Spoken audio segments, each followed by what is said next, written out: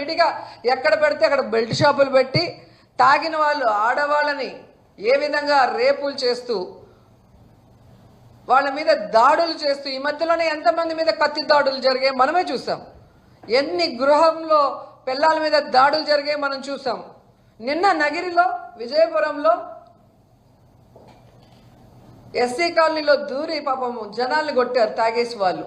Case పెడితే TDP వాళ్ళది shop కాబట్టి వాళ్ళని లోపల కూర్చోబెట్టుకొని మా వాళ్ళని బయట పెడతారు. ఇదే జరుగుతుంది. ఎక్కడ లిక్కర్ షాపులు ఇచ్చారో అక్కడ మొత్తం బెల్ట్ షాపులు పర్మిట్ రూములు ఇచ్చి ఆడవాళ్ళు అటు ఇటు నడవలేని పరిస్థితి. ఈరోజు ఈ 11 monthsలోనే విమెన్ మీద ఎన్ని హత్యలు అత్యాచారాలు ఎన్ని రకాల ఘోరాలు మనం రోజు చూస్తున్నాం. వీటన్నిటికీ కారణం చంద్రబాబు నాయుడు తీసుకొచ్చిన లిక్కర్ పాలసీ కాదా అని అడుగుతున్నా.